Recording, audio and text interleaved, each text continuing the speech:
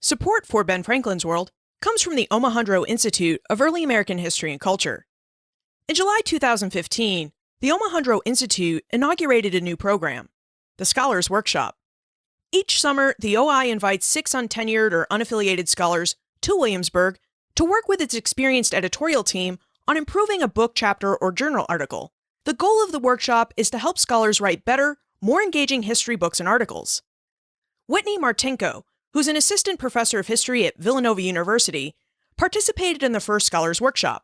I asked her about her experiences, and she revealed this. It's not an exaggeration to say that the Scholars Workshop at the Omohundro Institute has been the most intellectually productive 2 weeks of my career so far. I submitted the first chapter of my dissertation that I was looking to turn into a book chapter. And when I got to the Omohundro Institute, I realized that I had fallen into a trap that I think is pretty common for young scholars, which is that the first chapter tends to set out a sort of a broad overview of the book, rather than just getting into chapter 1 and starting the book. So I realized that it would be a better strategy and more convincing to my readers and more entertaining as well to dive right into a particular story. So I really came to hone in on the story of how Anglo-American settlers who are coming into the Ohio Valley treat Native American earthworks. They set out to preserve what they call Indian mounds in their cities, particularly in Marietta, Ohio. So the lesson that I learned was that sometimes to tell the big story, you have to focus on a specific spot, a particular time, tell the specific story to make that bigger picture clear. I think that the book that is coming out of this workshop is one that is much more dynamic, has many more characters, sets readers on the ground in a much more compelling way. By bringing us young scholars together, the Omohundro Institute created a community that then produces more dynamic conference panels that produce better books because they're in conversation with one another, that produce more engaging classes as well because there's a richer scholarly exchange among us all. The Omohundro really is a scholarly setting that the benefits of it diffuse into museum exhibits, into books, into conversations on your podcast even, so that dynamic community that they create and that they support really does reach into public venues as well as scholarly settings or scholarly books. Welcome to Ben Franklin's World, a podcast about early American history with Liz Covart. The study of history is key to understanding who we are and how we can affect a better future. Ben Franklin's World will introduce you to historical people and events that have impacted and shaped our present-day world. And now, here's your host, Liz Covart. Hello, and welcome to episode 97 of Ben Franklin's World, the podcast dedicated to helping you learn more about how the people and events of our early American past have shaped the present-day world we live in. Throughout the Doing History series, we've been exploring different aspects of how historians work, how they find topics to research, how they research those topics, and how they read different historical sources for information. But what do historians do with all of the information they find when they research? How do they organize their research in a way that allows them to find the information they need to write the books and articles we enjoy reading? In this 8th episode of our Doing History, How Historians Work series, Billy Smith, a professor of history at Montana State University, joins us to explore how historians organize and access their research. During our exploration, Billy reveals information about his research into the lives of 70,000 people who lived in Philadelphia during the late 18th century, how he collected, organized, and accesses his research about those early Philadelphians, and how historians' research organizational methods have changed over the last 30 years. Are you ready to discover the answer to one of your most pressing questions about how historians work? Let's go meet our guest historian. With tidings and wisdom to share about our early American past, here is this week's special guest. Our guest is a professor of history at Montana State University. He's the co-author of 3 books and the author of 4, including, most recently, Ship of Death, The Voyage That Changed the Atlantic World. He is the co-creator of the Mapping Historic Philadelphia Digital Project and the forthcoming digital project, Fleeing Slavery, Freedom, Negotiation, Defiance, and Desperation. Both of those projects rely on thousands of records, which is why he joins us for our Doing History, How Historians Work series to investigate how historians organize their research. Welcome to Ben Franklin's World, Billy Smith. Thank you very much, Liz, and it's good to talk to the most famous person I know who has the most followers of any historian I know. Thanks for having me. Billy, you crack me up because we met just this past May, and every time we've met and corresponded since, you greet me as the most famous historian you know. And I'm never really sure what to say to you, except, in all seriousness, if I've acquired any fame, it's because I talk to amazing historians like yourself.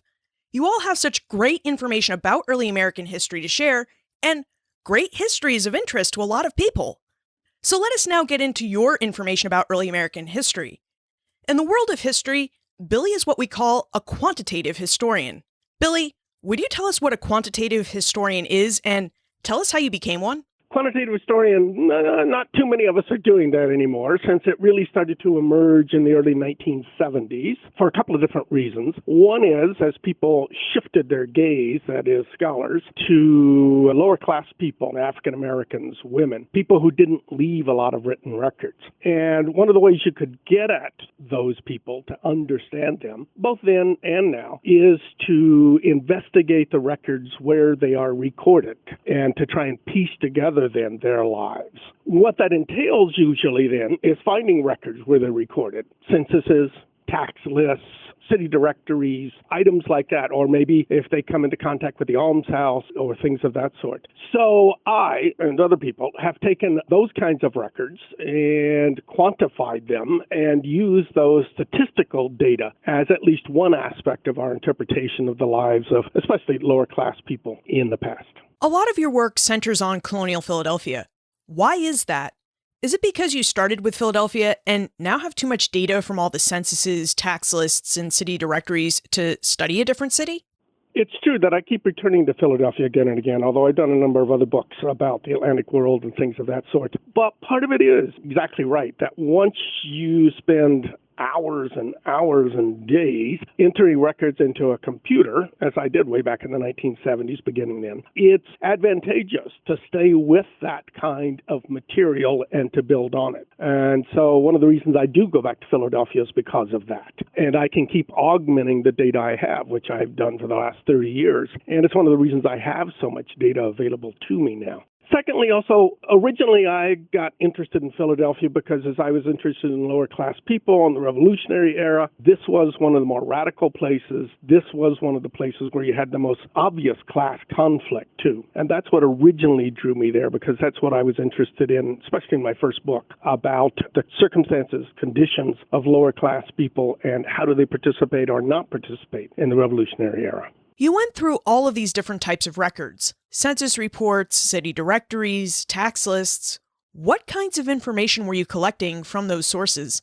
And what did you do with all of the data once you found it? Well, I collect a whole host of information. As I look at the records, I try to figure out, before I even start entering any data or hiring people to enter data, I try to figure out the kinds of questions I want to ask that might be answerable by looking at this kind of data. Another part of it, though, is also to see what the data itself will reveal, and therefore, should it get recorded. And generally, what I've found over the years is the big mistake I made early on was not recording all the data I could. I would make selections of recording just a couple of things, for example, from the tax list. But as I've aged and maybe become wiser, or at least more experienced, I have found that you want to put all the data in that you can at one time, because it's surprising how many pieces of information that you didn't think would be worthwhile are worthwhile, ultimately, and that you can ask questions once you get it all together that you had not thought of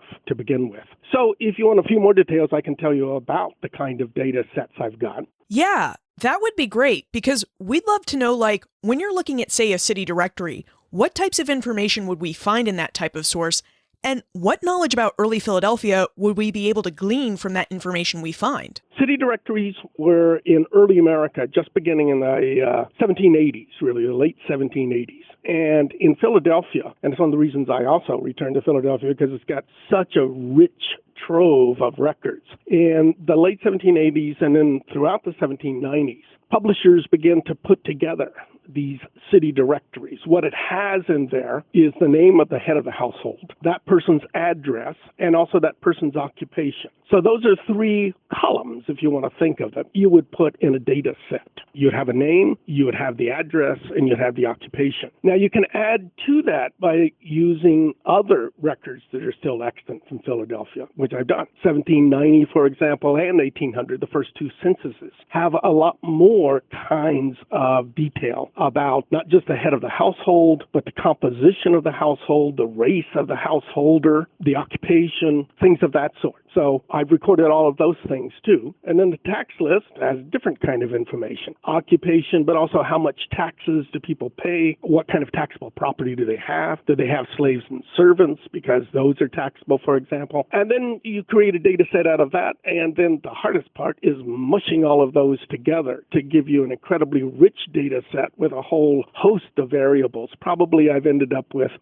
20 different columns of information on each household head, from, family composition to occupation.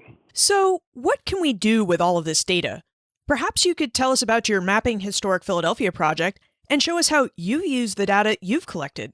Yes, it's a project that I started along with Paul Sivitz, who is a PhD student of mine about a decade ago, and we're both still working on it together. It's never been our major project, but it's sort of a secondary project for us. And what we thought we would do and set out to do basically was map anything we could find in Philadelphia. Now, mostly that's people. But we could map the city and all the information we had about the individuals who lived there and see what kinds of information that would give us. So we focused on 1790 and also on 1800 as the two end dates, but we've done a few city directories in between. So we get some sense of change over time as well. But again, what we've done then, with the help of a lot of undergraduate and graduate students, we've been able to amass a tremendous amount of data, 50,000, 70,000 people, something like that, that then we can look at various slices of Philadelphia during the 1790s.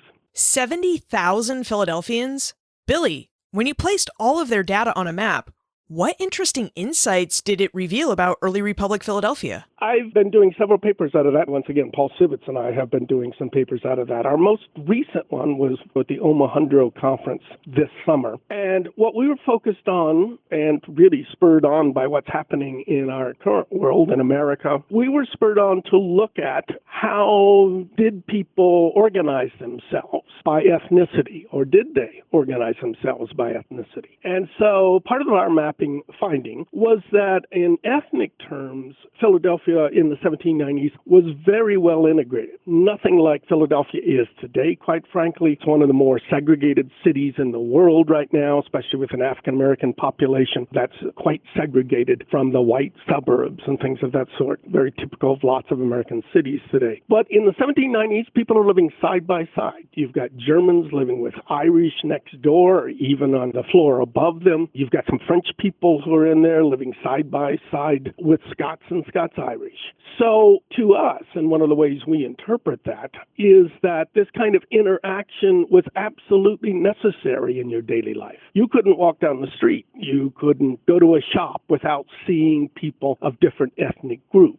In addition, and it depends on how we define African Americans as a separate race or as a separate ethnic group, African Americans are pretty well integrated, at least in residential terms, into the society. That doesn't mean, of course, that they're accepted as equals, because they surely aren't. But this interaction of people going to a shop, if you're a Scots person or of Scots heritage, but you go into a shop that a German owns.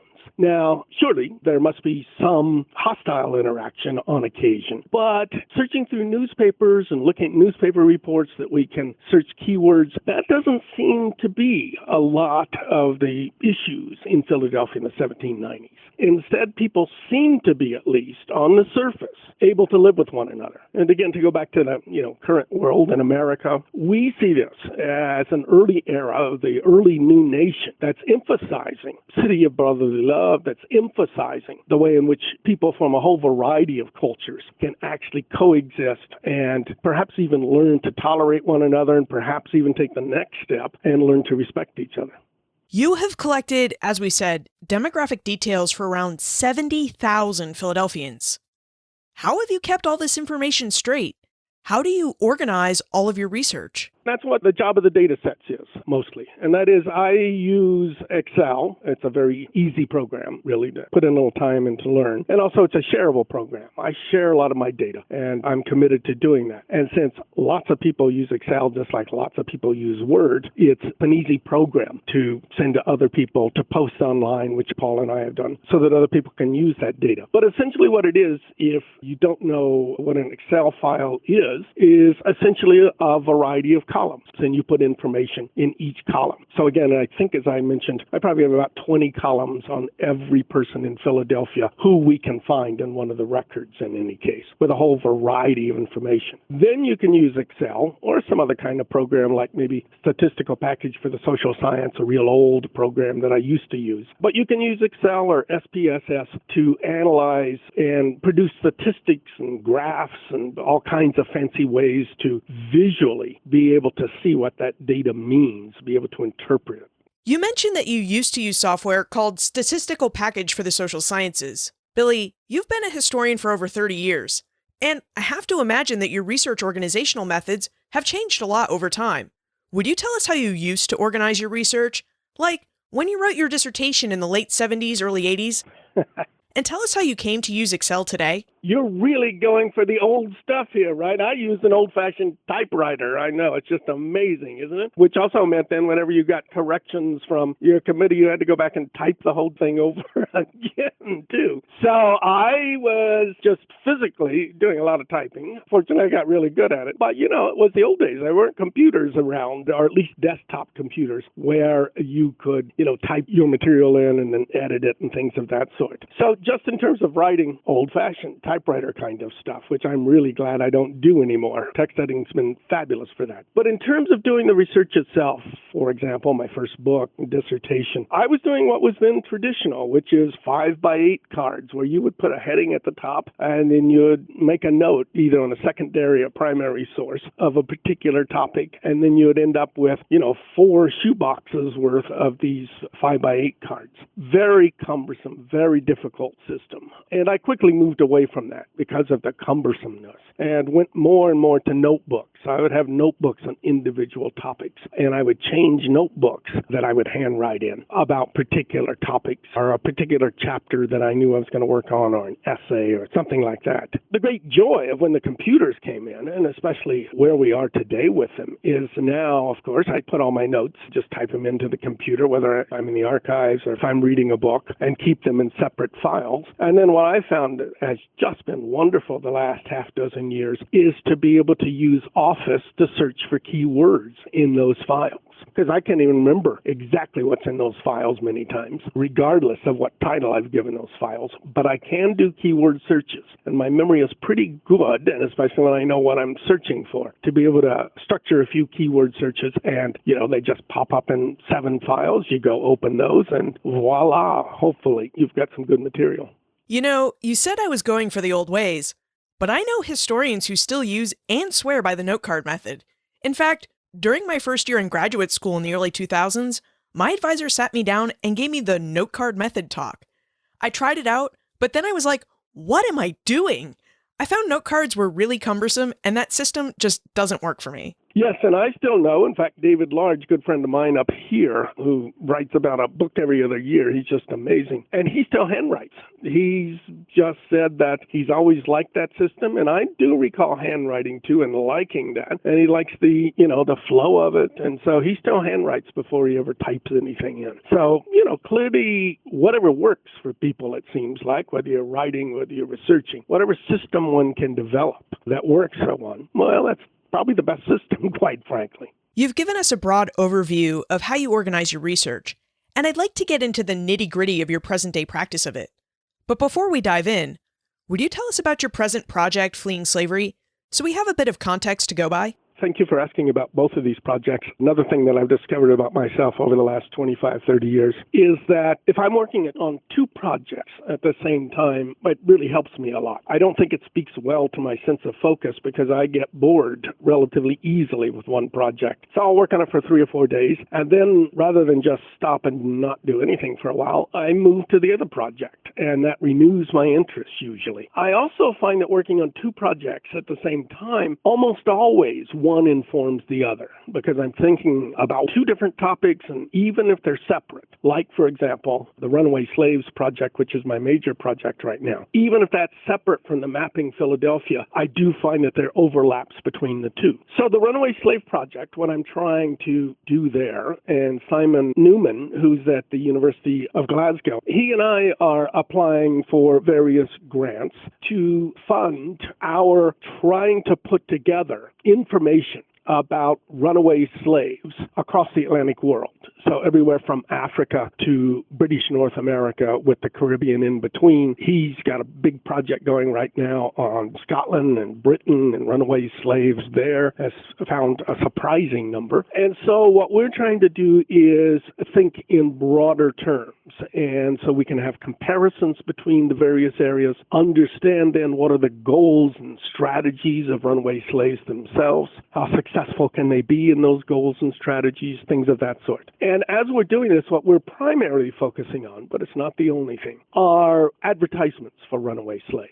Now, most people might know something about this because they've become more popular among historians over the last 10 or 15 years. And what they are is that if you own a slave, George Washington, for example, and your slave runs away, you put an advertisement in the newspaper saying that you'll give a reward for whoever captures this runaway slave.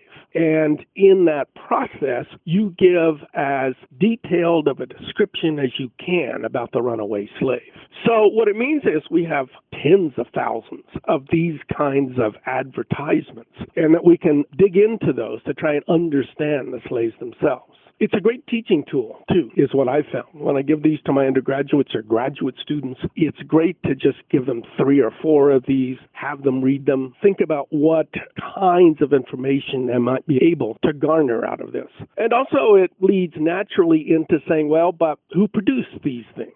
And what kind of biases might there be? And of course, it's all produced by white people, by owners, with lots of prejudices and biases. But it introduces the topic, too, about reading primary sources in the past. How do we try and evaluate them? And how can we read against the grain, which probably a lot of people who listen to your podcast know about, and that is that you're reading one kind of document written for one reason, but that you can use a lot of that information to interpret different kinds of people. More specifically, of course, in this instance, you've got the owners writing these descriptions, but it reveals a lot about slave life if you can read carefully and against the grain.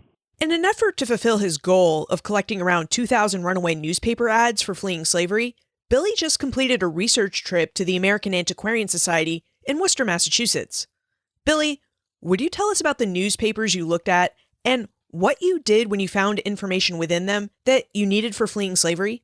First, the American Antiquarian Society is just a fabulous place to work, and I've worked there off and on over the decades. One of the things that's so glorious in the reading room that it always makes me feel like a scholar, whether or not I truly am a scholar. I mean, it has that kind of feel about it. A couple of other places that I really enjoy that feels like that is a Library Company of Philadelphia, Benjamin Franklin's original library, and also the Library of Congress, where you're sitting in this, massive institution with famous paintings all around you and busts and things of that sort, and it's like, I must be a scholar because here I am, and I really enjoy that part of it. The American Antiquarian Society itself, of course, has virtually every printed document in early America, including just about every newspaper that was published in early America. Now, they've computerized a lot of those, and that's made it enormously easier to do research in them. First, because I don't have to travel back to the Antiquarian Society. I can just sit in my office and do it. But secondly, also, you can just do keyword computerized searches again, too, and turn up these advertisements much faster than I did 30, 35 years ago or 25 years ago. When you sit in front of the newspaper, and while it's always great to have an 18th century document in front of me, and you turn the pages and you keep looking for,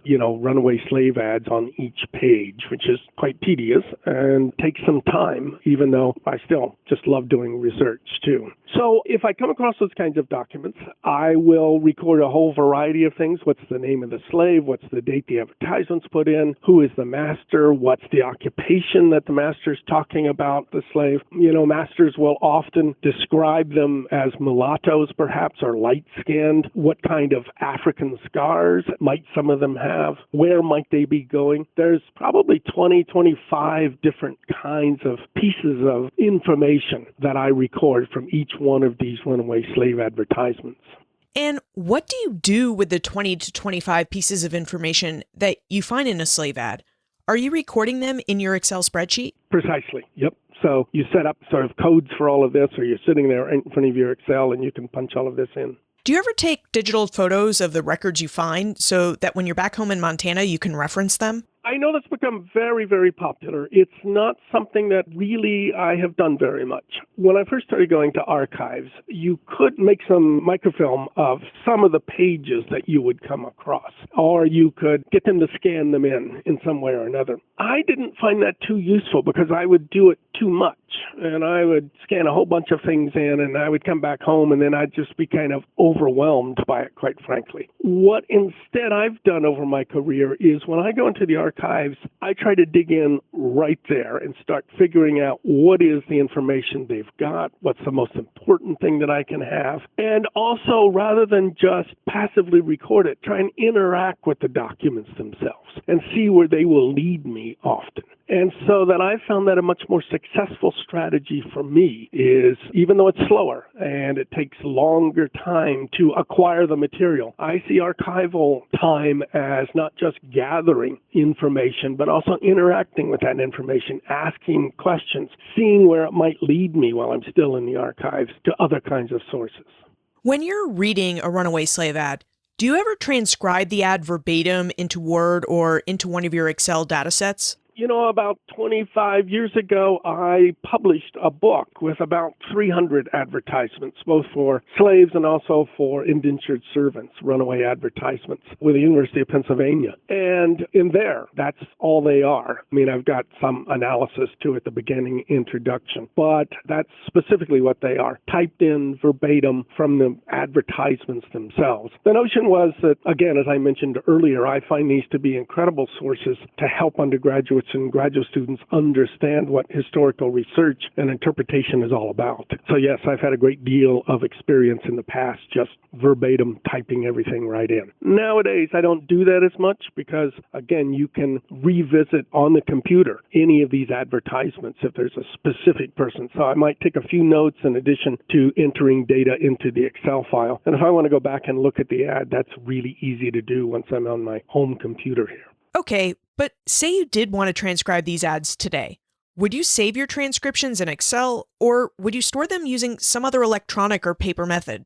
Right. No, I just use Word, simple Word system, and if I type them in, to the extent I type them in, I just save them within those Word documents, essentially. And then, of course, they're searchable too, by name or something of that sort. But no, I don't do anything fancy with that. Just put them in a common Word file and keep that. Bethany would like to know whether you use any other data management systems.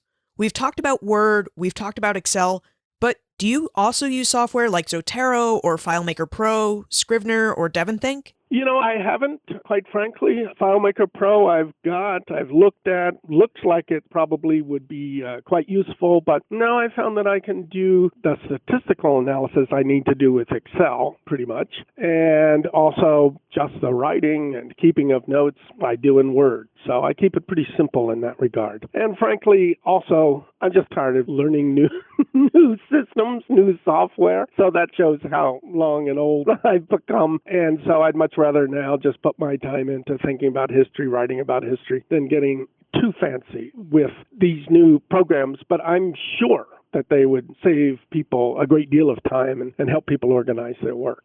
You raise a good point in that technology is great, but it's also kind of problematic in that it changes so fast. When I started my dissertation, I chose to organize my information in Zotero, which is a free, open-source piece of bibliographic software. The software's primary function is to create proper citations, but I found that I could use its note, tag, and keyword search features to attach all my research to my citations. Over time, I put so much information into Zotero, the software became too clunky to search. So then I started using a new program, Devonthink, which is designed to be a research database, so that was a plus. And it's a great piece of software, but it took time for me to learn all the features I wanted. Plus, since there was no easy way to transfer my research from Zotero into Devonthink, I now have research for my book project stored in 2 and 3 different places. Yes. And I know exactly what you mean by that. Having, used data for a long time, and I've had to keep translating my data from one kind of platform to another as things have changed. I even had floppy disks in the old days. Well, before that, actually, I had data files on IBM tapes, those big ones that you only see in movies nowadays from, late 1960s, early 1970s. And then, as they started to go out, I had to get a programmer to help me to get them off of there, put on to new computer systems, and I think we had floppy disks at that point. I've had to keep upgrading as we go along to try and keep the data compatible and usable. And fortunately, I've been able to do that. It's one of the reasons why I can go back 30 years to data, because I've managed to think, okay, well, I should keep updating or I'm just not going to be able to use this anymore. Do you know if there's a preferred method for keeping our digital research files current and accessible? So that 30 years from now, we can go back and access their data. I don't know exactly preferred method, but let me talk a little bit about a project that I've worked on with Andy Shockett that we're still working on. And that is what we have set up is a repository for data sets for early America. The notion is that there's lots of people who've created lots of data in early America and done it by hand, and it's taken thousands of hours to do it. And that if people can preserve their data and feel good about that will be preserved, that's a route to go. Also, what we're trying to do here with this program or with this website is to let anybody who wants to use that data make it available to them. It's just anybody who wants to sign on to the site. You don't have to have an affiliation with any institution or anything of that sort. And you can use the data that people mount there. The website is called MEAD, which Andy came up with, which stands for the Magazine of Early American Data Sets. So MEAD. It's affiliated with the University of Pennsylvania, the McNeil Center for Early American Studies, which is one of the 2 great centers in the world, along with the Omohundro, of course, for early America and early American studies. So if you just sign into the McNeil Center, and you will see on their opening page, actually, the MEAD site. We've been soliciting lots of people, and lots of people have sent data sets in. What we also did was work with the University of Pennsylvania librarians who really are experts in what's the best possibility of keeping this data so that we'll be able to use it in 10 years, 20 years, and 30 years. Somebody else will be able to use it. So the University of Pennsylvania librarians know a lot about this, obviously, and we have with our interactions with them and trusting them so that if people put their data sets on MEAD, not only will it be preserved or have the best chance of being preserved in perpetuity, and also it's a way to really, share things in a scholarly sense, which I think is really, in many ways, at the heart of our profession, because I've been very fortunate in having people for decades share information with me, share data with me, and I've tried to turn around and do exactly the same thing. This is a really great reminder that just because we digitize our information doesn't mean that our information is permanent. We still have to find time to take care of and maintain it. Absolutely, and quite frankly, without having it mounted somewhere, unless you're going to really be upgrading it every 4 years, 5 years, it's probably going to end up relatively quickly that you just won't be able to use it, even if you wanted to go back to it yourself. In addition to creating the digital projects that rely on the large data sets we've been talking about, Billy also writes books and articles.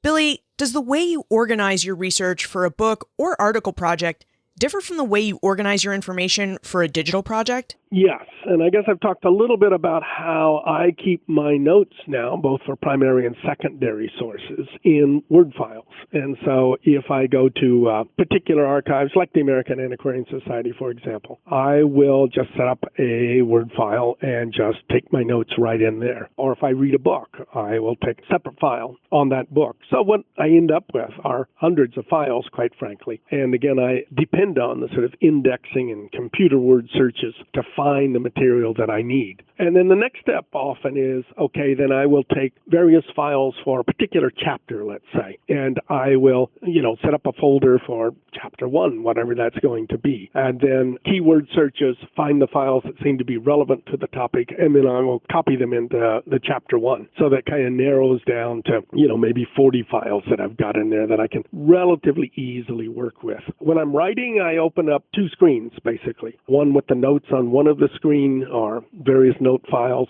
and the other is the screen that I'm doing my writing on. Do you keep the information you collect from primary sources separate from the information you gather from secondary sources? It kind of sounds like you do. Pretty much I do. Yes, that's right. Because when I'm doing archival work or if I'm doing primary source work on my computer here, yes, I'll have separate files for them. We've talked a lot about the different ways you organize your research, but it seems like research organizational methods really vary by person. And that's because historians think, write, and outline their research in a lot of different ways. Yes. Do you know of any other ways that historians organize their research that it might be helpful for us to know about?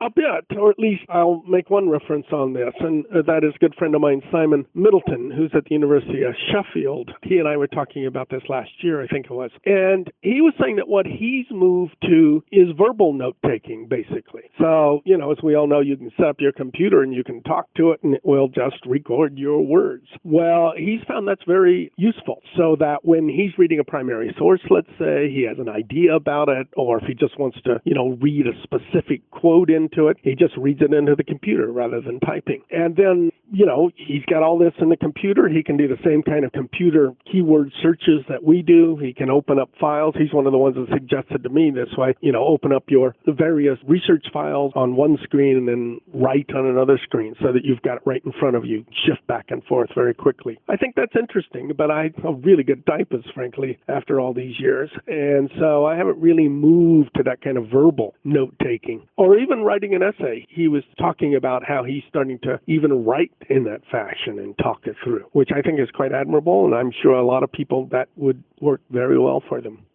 And on that note, let's move into the time warp. Normally, this is a fun segment of the show where we ask you a hypothetical history question about what might have happened if something had occurred differently or if someone had acted differently. However, I've gone ahead and brought our time machine out of the garage so Billy can use it to travel into the future.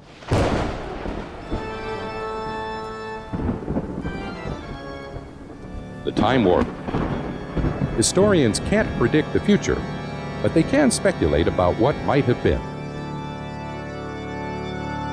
Technology changes quickly, as do the things that we can do with it. Billy, in your opinion, how will historians conduct research and organize their information in the future?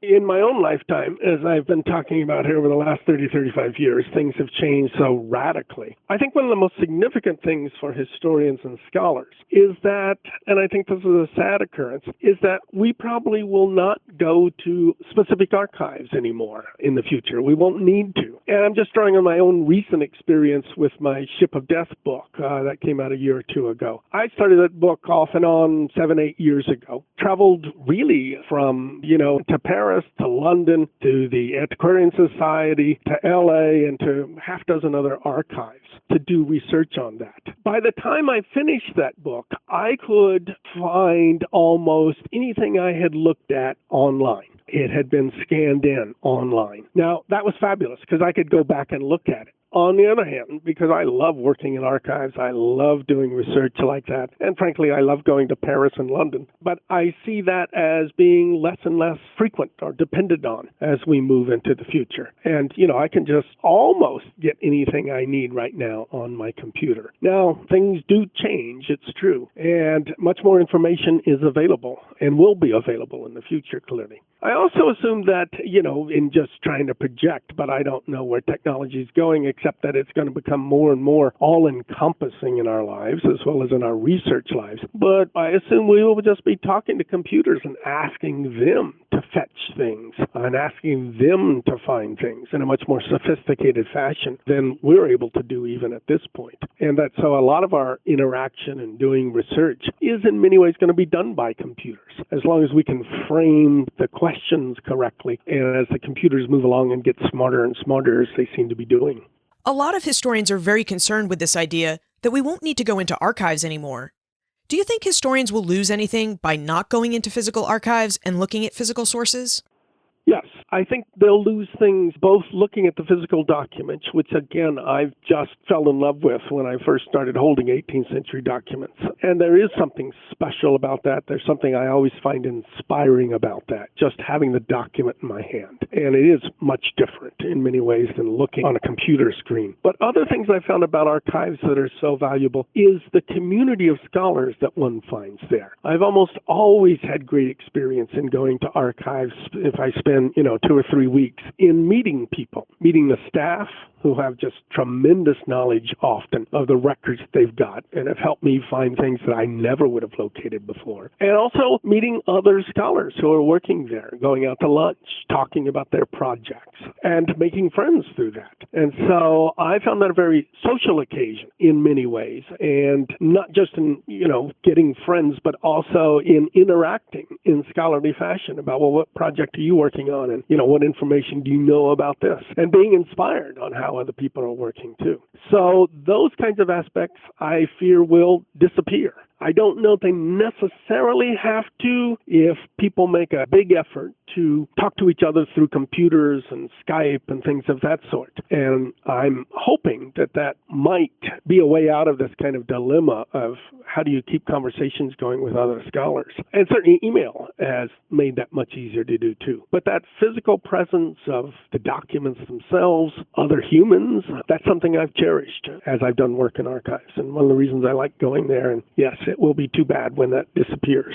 We've heard about your 2 digital projects, Mapping Historic Philadelphia and Fleeing Slavery. Are you working on anything in addition to those projects at the moment?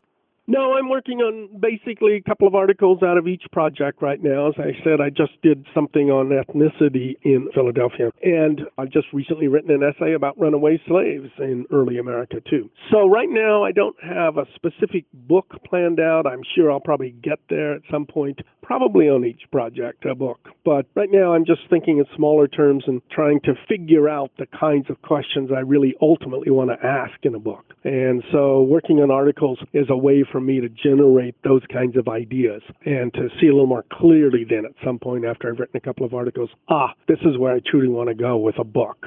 Billy, where is the best place to look for more information about you, your digital projects, and how we can contact you if we still have questions about how to organize our research?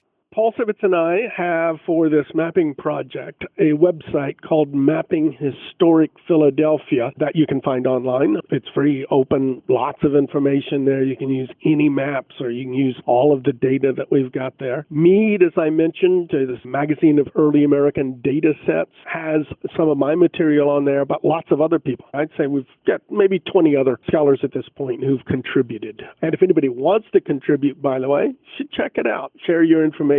Keep it in perpetuity. It takes probably, half an hour to load your data onto there, and then it will be around. And then finally, I have a personal website. It's just connected through the history department here at Montana State University. I'm also very happy to email with people. I share lots of data with people, and anybody who contacts me just about in return, they probably get much more information than they ever hoped they would. Billy Smith, thank you for taking us through your digital projects and for revealing how you organize your research. And thank you very much, too. I appreciate it. Goodbye, and be good to your horse.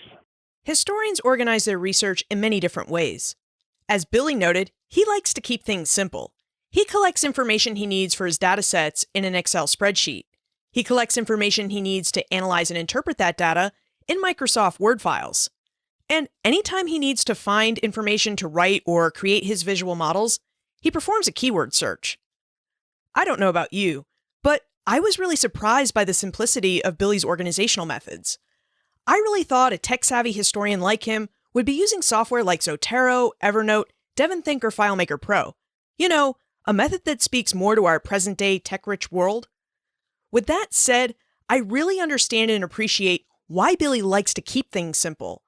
Learning and incorporating any type of research organizational method into your workflow takes time. That's time you can't spend researching, writing, or podcasting about history. By taking the time to learn and become proficient with one organizational method, and by sticking with that one method over time, you can actually focus on doing your research rather than on how you store it.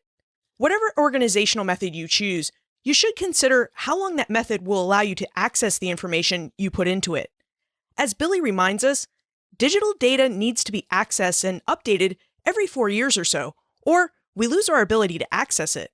And although we didn't spend too much time talking about collecting and organizing research by paper methods, those of us who like to keep our information on handwritten note cards or in handwritten notebooks probably need to think about a proper backup system for our paper-based data too. Most of us never count on a home or office break-in or damage from a natural disaster, but we put so much time and energy into collecting our information, we should develop some sort of system to protect it.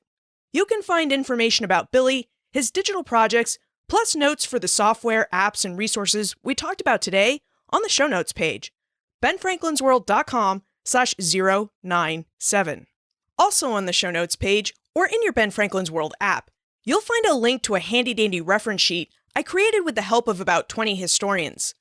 This sheet offers short descriptions of how each of these historians organizes their research and information about how you can contact them if you have questions about their organizational methods. Just like us, the Omohundro Institute of Early American History and Culture enjoys and appreciates great and engaging history books and articles. That's why they're always looking to find ways to help scholars produce them. The OI has a lot of great programs, just like the Scholars Workshop, that help historians do history and do it well. And this benefits all history lovers, because, as Whitney noted, the work OI-supported scholars perform inform not just the books and articles we love to read, they also inform the museum exhibits, digital projects, and podcasts we love to visit, use, and listen to. For more information about the Scholars Workshop and all the different ways the Omohundro Institute supports early American history, visit benfranklinsworld.com/OI. Finally, how do you organize your research? I'd love to know because, as I mentioned, my method is a bit of a mess right now. So please, send me your awesome tips, tricks, and methods to liz@benfranklinsworld.com, tweet them to me @LizCovart, or post them in a comment on the show notes page or in our listener community on Facebook. And remember, never leave till tomorrow that which you can do today.